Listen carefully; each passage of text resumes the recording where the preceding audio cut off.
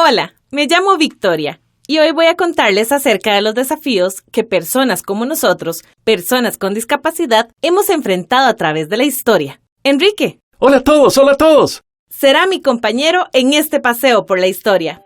Empecemos. ¿Qué es un paradigma? Yo no lo sabía. Aquí dice que un paradigma es una teoría que suministra la base y el modelo para abordar y resolver problemas o situaciones y avanzar en el conocimiento. Entonces, ¿qué son los paradigmas en discapacidad? Desde la antigüedad, la discapacidad y las estrategias de atención a las personas con discapacidad han sido abordadas desde diversos paradigmas o modelos. Aunque en la literatura encontramos diversas clasificaciones y denominaciones, en este video haremos referencia a los 3 paradigmas que engloban las posturas más habituales en el tema de la discapacidad.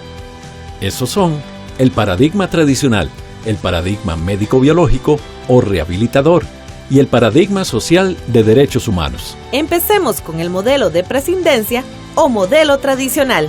Este modelo parte de la palabra prescindir, que significa desechar, relegar o repudiar. Y tal como su nombre lo indica, durante la antigüedad y la Edad Media, la actitud más común hacia la discapacidad era la exclusión, ya sea por considerarse un castigo de los dioses o bien porque se pensaba que las personas con discapacidad no tenían nada que aportar a la comunidad. Se asumía que sus vidas carecían de sentido y que, por lo tanto, no valía la pena que la vivieran. Conforme el mismo, las personas con discapacidad son molestas, innecesarias y en consecuencia deben procederse bien a su eliminación o su marginación. En este sentido, la persona con discapacidad, despojada de toda condición humana, es prescindible y por lo tanto puede ser eliminada física o socialmente. Este modelo es el más antiguo y violento y dentro de las prácticas propias de este enfoque se encuentra la exclusión de las personas con discapacidad de muchas actividades, tanto en la esfera pública como en la privada, así como la utilización de denominaciones peyorativas para referirse a ellas. Muchos postulados de este abordaje persisten en la actualidad, en mayor o menor medida. Y aunque muchas veces las personas no se percatan de que están incurriendo en un acto de discriminación o segregación, sí lo hacen. Exacto, como cuando, por ejemplo, no permiten que las personas con discapacidad salgan de sus casas. No les permiten contacto con otras personas, las miran como objetos de lástima, las sobreprotegen y las tratan como niños siendo adultos. En Costa Rica, este violento sistema de sustitución o eliminación de las personas con discapacidad se estableció en el Código Procesal Civil y de Familia, a través de la curatela y la figura de la insania, que, como su nombre lo indica, identificaba a la persona como un enfermo carente de capacidad en todos los aspectos de su vida, por lo que un juez ordenaba la sustitución de su voluntad por la de otra persona y consecuentemente se eliminaba la capacidad de la persona para realizar los actos más elementales, como celebrar un contrato, adquirir un bien, votar o contraer matrimonio. Podemos resumir esto así: persona más discapacidad igual insano, igual incapaz, igual no sujeto a derechos. Este modelo resultaba violatorio de los derechos humanos, porque la disposición del curador sobre la persona declarada insana podía alcanzar la disposición del cuerpo, al poder firmar el consentimiento informado en estudios biomédicos e incluía que una persona en curatela era eliminada del padrón electoral, generándose así una anulación permanente de la persona con discapacidad que, por supuesto, justifica que este grupo no pueda crear su propio proyecto de vida. Esta anulación como persona validada jurídicamente, la visión social de que las personas con discapacidad no eran personas, eran objetos de miedo, lástima, sobreprotección o explotación. Es violencia pura, es maltrato, es discriminación. Todo llevado a su máximo nivel. Conozcamos ahora el modelo médico rehabilitador. A principios del siglo XX, a raíz de la Primera Guerra Mundial y de la introducción de las primeras leyes laborales y sobre seguridad social, se da un cambio de paradigma sobre el abordaje de la discapacidad. Fueron los estragos de la guerra por un lado y el auge de las leyes laborales los que modificaron la forma de entender la diversidad funcional. Las deficiencias físicas, mentales y sensoriales dejaron de ser consideradas castigos divinos y comenzaron a entenderse como enfermedades que podían recibir tratamientos, por lo que las personas con esta condición no necesitaban ser marginadas de la sociedad, necesitaban ser curadas. Los fundamentos de este modelo persisten hasta el día de hoy e impregnan la mentalidad de la sociedad. Bajo este modelo, las causas de la discapacidad ya no son religiosas sino científicas, y además, las personas con discapacidad dejan de ser consideradas inútiles respecto a las necesidades de la comunidad, siempre y cuando sean rehabilitadas.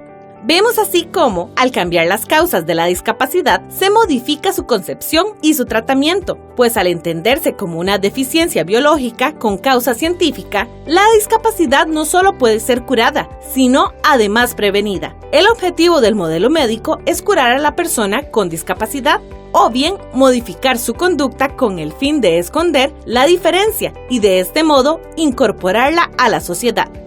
Pese a que este intento parece bien intencionado, en la práctica ha producido múltiples abusos y agresiones, ya que, por ejemplo, valida la institucionalización y contribuye a la creación de una identidad en la que la persona con discapacidad se define por una condición de enfermedad o deficiencia y no por su valor como ser humano. Es bajo este paradigma que la persona se entendió como objeto de atención meramente médico, por lo que dejaba de ser persona para pasar a ser un eterno paciente. De modo que la discapacidad se centra como un problema-enfermedad de la persona o de su familia, y para poder funcionar en la sociedad requiere que él o ella se adapte a las condiciones del entorno, y por eso debe ser sometido a la intervención de profesionales o sus familiares, siendo éstas quienes tomen las riendas de la vida de la persona con discapacidad. Esto justifica social y legalmente la pérdida de su autonomía personal y limita el derecho a contar con los apoyos que requiere para crear su propio proyecto de vida. De ahí surgen términos que hoy consideramos despectivos e inaceptables y que están ligados a un concepto predeterminado de funcionamiento considerado como normal, como por ejemplo insano, enfermo mental, inválido, impedido, minusválido o discapacitado, creando una estigmatización en la que la inserción social queda supeditada a la rehabilitación.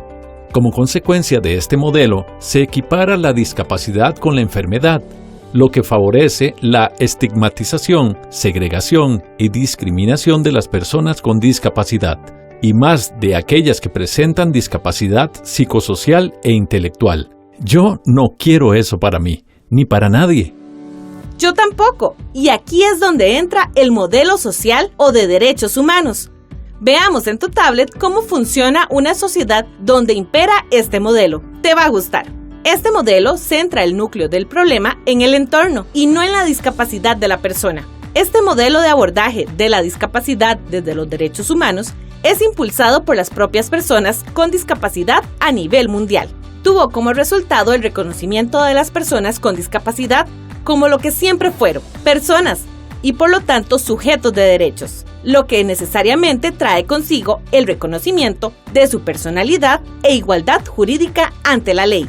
Entender y atender la realidad de las personas con discapacidad, teniendo como premisa los derechos humanos, implica también reconocer que no existen tipos de personas de diferentes categorías ni personas normales y anormales, los que sí pueden tomar decisiones y los que no, los que pueden hacer su propio proyecto de vida y los que no. Lo que existe en el planeta son seres humanos, y todos los seres humanos somos diferentes y funcionamos de forma diferente. Exacto. Este modelo se basa en el concepto de diversidad. No existen dos personas iguales en el mundo. Dentro de esta diversidad se encuentra la discapacidad, de modo que son las barreras de la actitud y del entorno las que limitan o impiden la participación plena y efectiva de las personas con discapacidad y no la condición como persona. Es la sociedad la que discapacita a las personas cuando no les reconoce sus derechos y no les brinda oportunidades para su desarrollo. Siendo así, no tiene cabida social ni jurídica la concepción de las personas como inhábiles o incapaces. Lo que sí tiene que existir para las personas con discapacidad es un sistema de productos y servicios de apoyo para mejorar su autonomía, funcionalidad y desarrollo. Estos productos pueden ser desde un simple bastón, una silla de ruedas, un perro guía, hasta la asistencia humana para el desarrollo de determinadas tareas. El reconocimiento de las personas con discapacidad como sujetos de derechos y ya no como objetos de protección es producto de un movimiento de las personas con discapacidad bajo el lema de "Nada de nosotros sin nosotros". Este movimiento logra plasmar todos los principios anteriormente señalados en la Convención sobre los Derechos de las Personas con Discapacidad. Bajo este modelo, se reconocen derechos históricamente negados a esta población única y exclusivamente porque presentan discapacidad y que no se reconocían al imperar paradigmas como el de prescindencia y el médico rehabilitador. Debemos entender que la discapacidad es una situación que se materializa como resultado de la interacción de las personas que presentan deficiencias o limitaciones funcionales con las barreras debidas a la actitud y al entorno. Son estas últimas las que impiden o imposibilitan su participación plena y efectiva en la sociedad en igualdad de condiciones con los demás. Siempre he dicho que la dificultad de participar en la sociedad no está en la persona, está en el entorno y la actitud de las demás personas. Entonces, para estar ante una persona con discapacidad de conformidad con el paradigma desde los derechos humanos, primero se debe determinar que está presente una o varias limitaciones funcionales físicas, mentales, intelectuales o sensoriales a largo plazo. Y después resulta imprescindible identificar si esta misma persona, cuando participa en la sociedad, enfrenta o no barreras actitudinales o del entorno que afectan negativamente su participación, o negándose o disminuyendo el ejercicio de todos los derechos humanos y libertades fundamentales, en igualdad de condiciones con los demás. De faltar alguno de estos elementos, no podríamos decir que la persona presenta una situación de discapacidad. Conozcamos las características de este modelo. La discapacidad es el resultado de la interacción persona-ambiente. Concepto: universal, dinámico, relativo, evoluciona con el desarrollo de la humanidad.